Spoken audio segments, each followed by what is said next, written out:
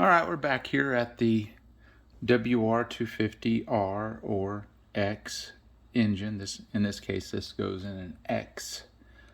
And we're back here with the sad counter shaft here, and I'm having to finagle this a little bit so it'll come out of this, but I'm just kind of give a little tap along here as we're splitting the cases. That's what we're set up in. I've flipped this bottom end on the case stand or on the engine stand so that I can split it from the stator side. And the reason why I wanted to do that is because of this complicated issue here and the shift drum and how it comes out of the cases. We'll get to that. But the main thing is I wanted to show that I removed all of our I don't want to call it their bolts, their screws, their hex head bolts, and I've laid out a template in here, and because yes, it's pretty easy to get it lined up on which ones are longer, obviously by the corresponding depths here, the shorter ones, and there are two of them. They're pointed. I'm going to point at them here and here from the clutch side, the bottom side here. And I'm just in the process here of just kind of encouraging this. You see I have a little burr. Here. So I'm probably going to have to give it a little encouragement. But, I'm even able to turn the tusk case splitting tool here, and it's about at that point where we're past the dowel pins, and the only thing that's holding us together here are going to be the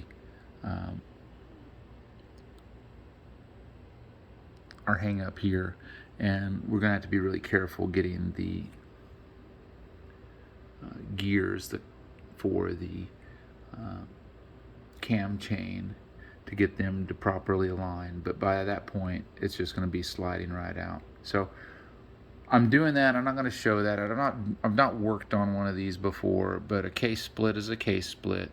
The big thing on this is to make sure that you get each and every one of the bolts, hex head bolts, Allen key bolts that hold it together. So let me see here.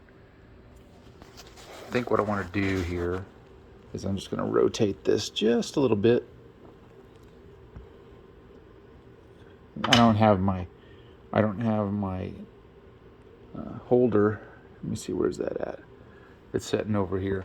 I don't have it here holding it on there so that I can split the cases. I've not actually done that on here, but you can see here, we have the great divide here, and you can see, here's a good visual. You can see this is our rod that is a part of our stand. And here, let's see if I can focus. Yeah, there's our dowel pin. And let's see. I think this one right here is another dowel pin. So I'm already past it, and it's just a matter of getting everything split nice and evenly so that I can get these cases apart. And I think as soon as I get this apart, I'm going to call it a night. Again, I'm not trying to do this all at once. I'm not a real mechanic anyway. I don't even know why you're watching this. But tomorrow I'm going to show the results of the case split, or I might just two-part this video. I'm trying not to be doing any editing on this. I'm trying to just show it all seamless, so it's as real as it can possibly be. I'm not showing myself do this because I want to make myself look as good as possible, but explaining what I'm doing. So if you like this format or you don't like this format, it's okay. Give it to me in the comments, and we're going to keep going this way unless I hear otherwise.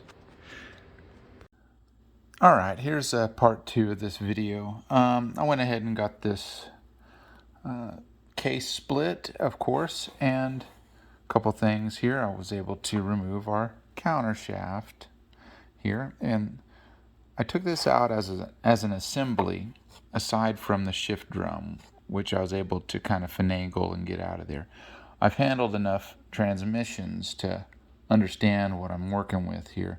But this is the first 6-speed transmission, so this will be a nice little challenge. So what I'm going to do, since this is still an assembly, I'm going to take really close note of where everything goes, so that when I'll go and put everything back in, of course on the new countershaft, we'll be able to go as seamless as possible on that reassembly. So I'm excited about that. Case is split, other parts over here. So part 2, this will be part 5. I'm going to start working on transferring the guts, all of this, over to the new shaft. So I'm excited about it. Thanks for watching, and again, give me some comments. Let me know what you think about it. We're kind of learning a little bit as we go. I've got a full service manual here handy with me, so I'm not too worried about it. So we're going to go through with this, and we'll see you on part 5. Thanks for watching.